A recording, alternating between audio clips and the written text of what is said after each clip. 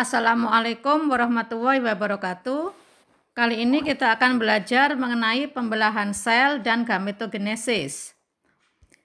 Pembelahan sel adalah berubahnya sel menjadi lebih banyak jumlahnya dan ukurannya menjadi lebih besar.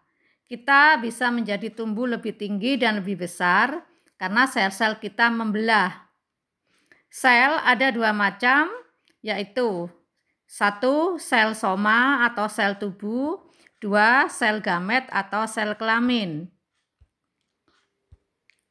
Pembelahan sel dibedakan menjadi 3. Yang pertama adalah amitosis, kemudian yang kedua adalah mitosis, dan yang ketiga adalah meiosis.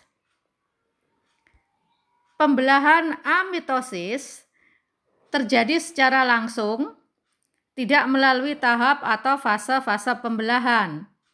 Dari satu sel induk menjadi 2 sel anak yang baru, dikenal sebagai pembelahan biner. Pembelahan amitosis terjadi pada organisme yang bersifat unisel, misalnya pada bakteri atau protozoa. Yang kedua adalah pembelahan mitosis, terjadi pada sel soma, berfungsi sebagai regenerasi sel atau untuk pertumbuhan, terjadi melalui fase atau tahap-tahap pembelahan. Kemudian kromosom sel anak yang dihasilkan sama dengan kromosom sel induk, sehingga bersifat diploid. Tahap-tahap pembelahan mitosis ada 4 macam. Yang pertama adalah profase, ditandai dengan berubahnya benang kromatin menjadi kromosom, kemudian menjadi kromatid.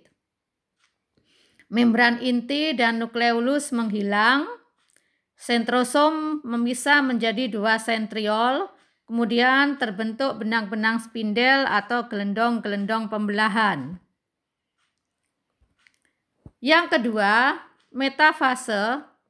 Kromosom terletak pada bidang ekuator atau bidang pembelahan. Pada fase ini, kromosom terlihat jelas dan merupakan tahap dengan waktu yang singkat dan dibutuhkan energi yang lebih sedikit. Yang ketiga adalah anafase. Sentromer mulai membelah, kemudian kromosom mulai bergerak menuju ke arah kutub-kutub yang berlawanan. Yang terakhir adalah telofase, ditandai dengan lenyapnya benang-benang spindel, kemudian membran inti dan nukleolus kembali terbentuk, terjadi sitokinesis atau pembagian sitoplasma, kemudian dihasilkan 2 sel anak yang baru.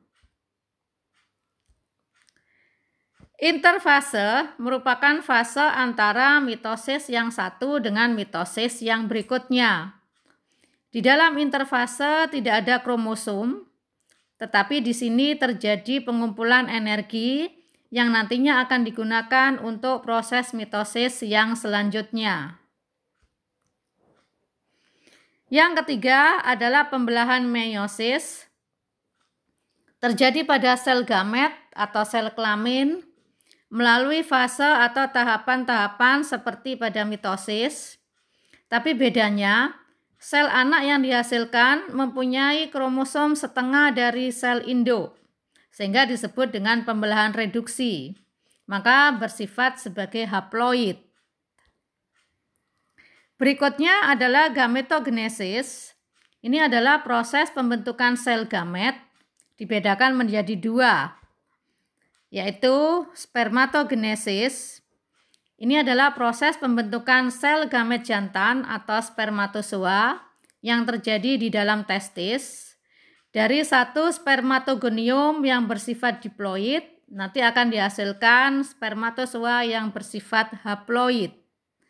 Maka ini akan terjadi pembelahan secara meiosis.